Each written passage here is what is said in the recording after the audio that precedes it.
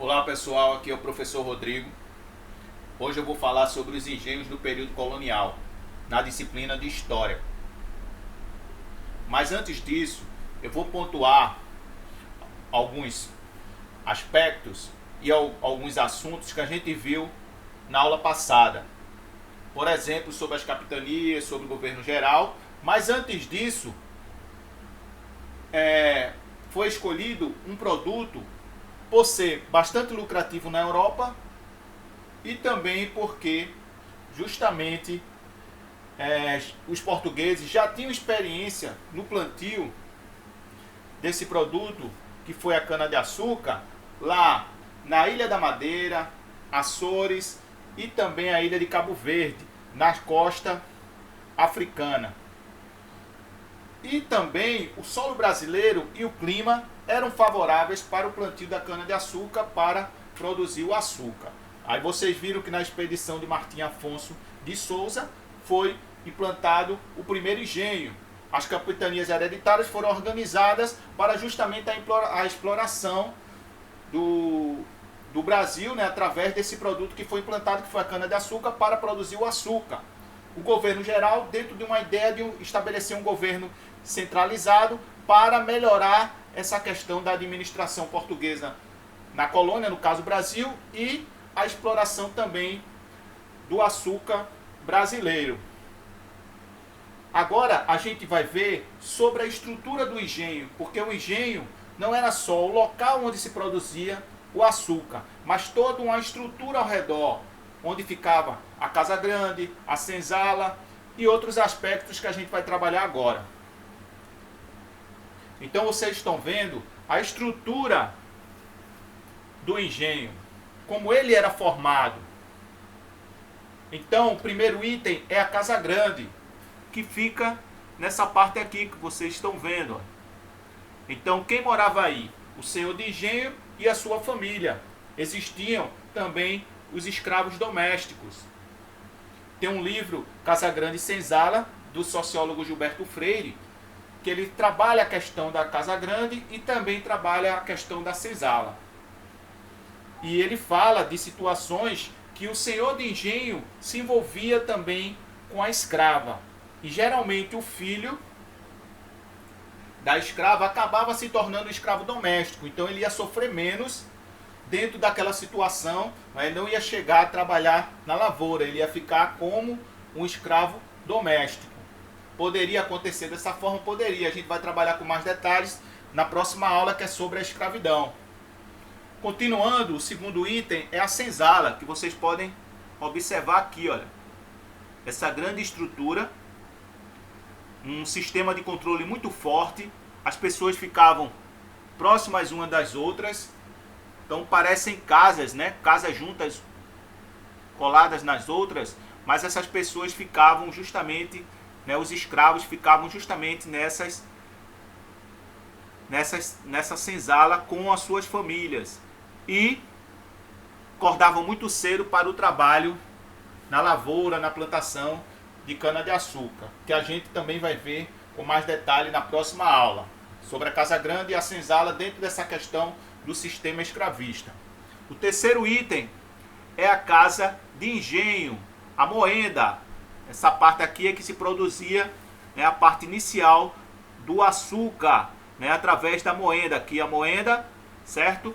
E a força motriz para movimentar essa moenda poderia ser a mão de obra escrava, o escravo movimentando, ou também o próprio gado, o boi, movimentando.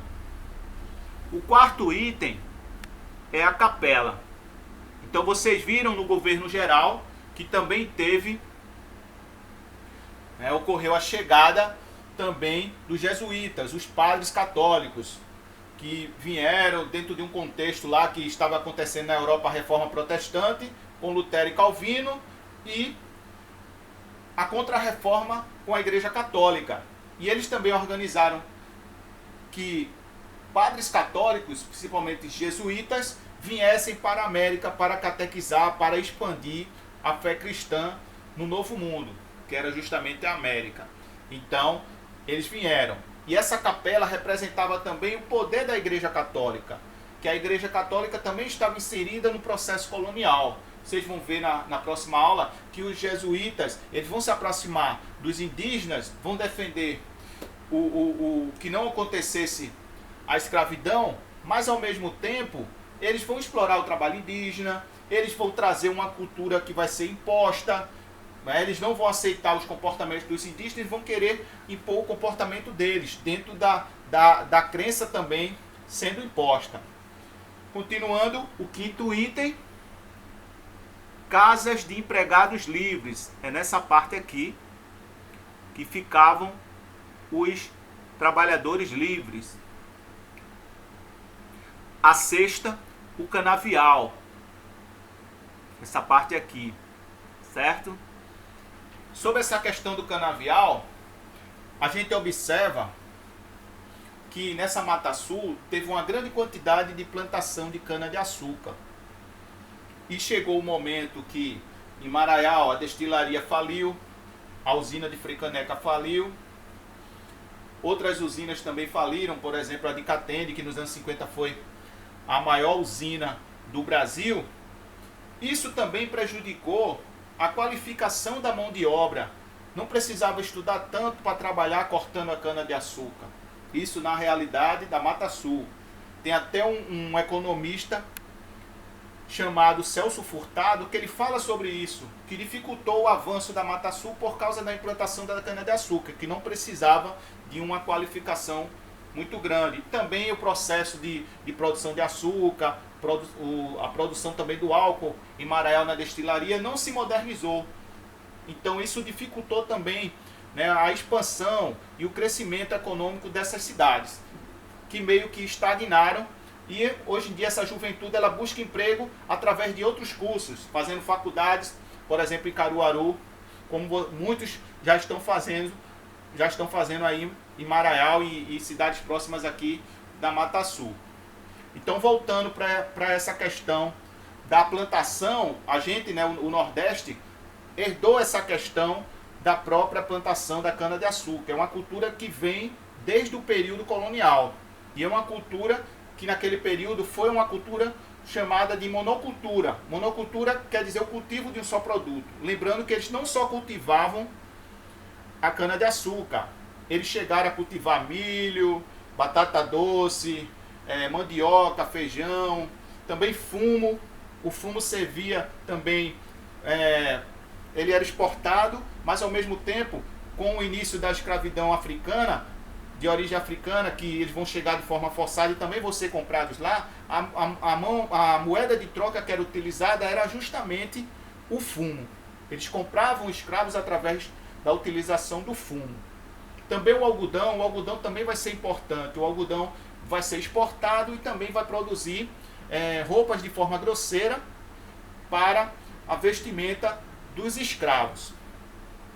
Continuando, o sétimo item, o curral. Então a criação de animais para suprir também, alimentar a população. E o principal alimento, né, a carne, geralmente, né, a melhor carne ia para justamente a Casa Grande. O oitavo item, aliás, a reserva florestal. Então quando precisasse de madeira, tinha essa reserva florestal. O nono item, essa parte aqui que vocês estão vendo, eram roças de subsistência para conseguir alimentos para os trabalhadores livres. O rio, também muito importante, certo? Como vocês estão vendo aqui. E aqui alguns pontos sobre os engenhos, sobre o engenho, a estrutura do engenho, acrescentando mais informações. Então o canavial ocupava apenas 1/6 da área total. As roças de subsistência para se manter eram muito pequenas e pertenciam a lavradores livres. Uma fazenda como esta operava com cerca de 120 escravos. Lembrando que a gente vai trabalhar na próxima aula que inicialmente ocorreu a escravidão indígena e depois a escravidão, o início e o aumento da escravidão africana, que a gente vai trabalhar com mais detalhes na próxima aula. Aí continuando, empregados livres eram os trabalhadores brancos e mulatos de engenho, que recebiam salário, o mestre de açúcar, o feitor. Também eu vou falar mais na frente sobre isso. Vocês estão vendo a estrutura do engenho, né? Como o engenho no caso da parte da produção, da moenda. Aí é uma pintura de Henry Coster, do século XIX. Aí repare que há mulheres trabalhando na moagem da cana. Essa era uma das muitas tarefas realizadas por mulheres no espaço do engenho. Estudos feitos no engenho baiano no século XVII mostram que, ao distribuir as tarefas aos escravizados, o feitor-mor favorecia os que eram brasileiros e tinham uma pele mais clara. Já os nascidos na África e os que tinham a pele mais escura ficavam com os serviços mais difíceis e demorados.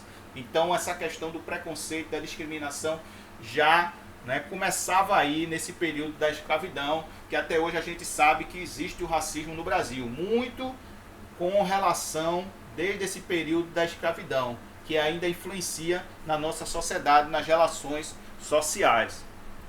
Outras imagens aí sobre a questão da produção do açúcar, da moenda. Então, uma pequena moenda, uma obra de Debré. Debré foi um pintor francês que ele chegou no século XIX aqui no Brasil. Embaixo, outra pintura de Henry Coster, do século XIX, engenho de cana, também mostrando o processo da moenda. Aí, pessoal, é sobre o processo de fabricação do açúcar. Então, a primeira etapa era a moenda. Percebam que essa moenda, a força motriz aí, a força que está fazendo girar essa moenda é justamente o gado, o boi, né? Então tá pela força, através da força motriz do boi. Embaixo vocês percebam que é a caldeira. O processo da caldeira era o seguinte: colocava o caldo depois da moenda, retirava o caldo no trabalho da moenda, retirava o caldo e colocava na caldeira, fervia até ficar pastoso. Depois era colocado na casa de pulgar, onde justamente o açúcar era purificado e tornava, o formato de pães, como se fosse formato de pães, porque ele justamente era colocado em formas, certo? Então eram as 3 etapas do processo do açúcar. É o processo mais simples. Vai ter também a situação que esse açúcar ele vai para Holanda, vai ter uma participação da Holanda também, que a gente vai trabalhar com mais detalhes em outras aulas, que a Holanda vai fazer o processo de refino, embranquecimento desse açúcar e também a própria distribuição. Isso a gente vai ver em outra etapa. Vai ter até uma questão aí que os holandeses vão chegar a invadir também Pernambuco e grande parte do Nordeste brasileiro, que esse período vai ficar conhecido como Brasil holandês. Mas isso é para outra etapa. Continuando, os trabalhos assalariados. Existiam também os trabalhadores assalariados. Aí tem um destaque para o oficial de açúcar, purgador, caldeiro, feitor. Mas também existiam pedreiros, ferreiros, carpinteiros, entre outros. E eles recebiam geralmente um salário anual. Quando recebiam em dinheiro, era chamado de soldada seca. Eles tinham ganhos limitados. Por quê? Porque tinha sempre o desconto da alimentação e do alojamento. Poderia também acontecer, necessário destacar, também de um ex-escravo se tornar um trabalhador assalariado, pela proximidade dele que ele tinha com o senhor de engenho. Como eu falei antes também, nessa questão lá da Casa Grande, que poderia acontecer o quê? Meninas de 15, 16 anos eram exploradas sexualmente pelos senhores de engenho, né? Meninas escravas e mulheres também escravas eram abusadas pelos seus senhores. E poderia acontecer, também na próxima aula eu vou trabalhar outras situações também nessa questão aí, né, das relações que aconteceram entre os senhores e as escravas.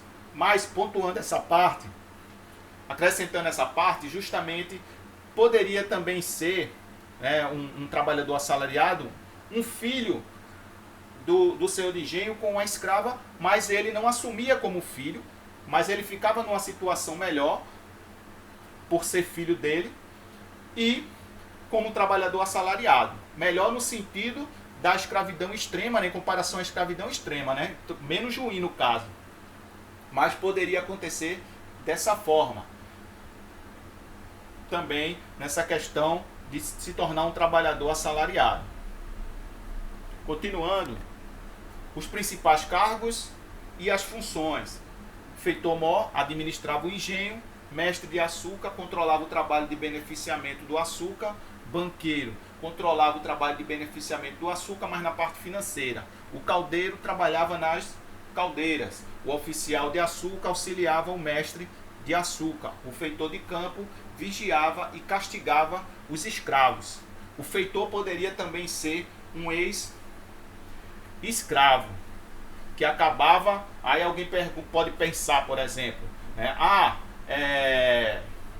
Ele era ex-escravo e está castigando escravo. Então vocês vão entender melhor na próxima aula como acontecia essa ideia, essa organização. É necessário ter um olhar como acontecia naquela época e não olhar na nossa realidade. Então perceber que poderia acontecer sim de um ex-escravo acabar castigando o escravo dentro desse sistema escravista, ele dentro de uma situação de feitor. Percebam aí que não era só a plantação de cana-de-açúcar para a produção de açúcar e a formação dos engenhos. Vocês viram que tinha lá o curral, a criação de animais, mas também teve a interiorização da pecuária, a necessidade de suprir os engenhos, não só com o curral que já existia lá, criação de animais lá nos engenhos. Então aconteceu o avanço também da pecuária, criação de animais avançando. Até em áreas indígenas, teve conflitos também com indígenas para ocupar essas áreas. E percebam também que essa linha aqui, o Tratado de Tordesilhas, era justamente dentro daquela ideia da divisão que a gente trabalhou na aula, nas últimas aulas, né, nas outras aulas, que essa parte ficava para Portugal e essa parte para a Espanha. Só que vai ter um período que vai ser a União Ibérica, que a gente vai estudar, que o rei da Espanha também se tornou o rei de Portugal e não vai ter mais validade esse período. Aí o que é que vai acontecer? Vai ter o avanço também nessa área aqui, sempre em busca de ouro também. Então teve esse avanço da pecuária no Nordeste, sim, para suprir as necessidades dos engenhos, que estavam começando a aumentar, mas também sempre com o avanço também de buscar ouro, principalmente depois dessa questão da União Ibérica, que vão começar a buscar ouro além desse espaço aqui, que era o espaço do Brasil, e a outra parte era o espaço da Espanha. Então esses são os pontos principais da aula de hoje. Na próxima aula a gente vai trabalhar sobre a escravidão. Abraço, pessoal!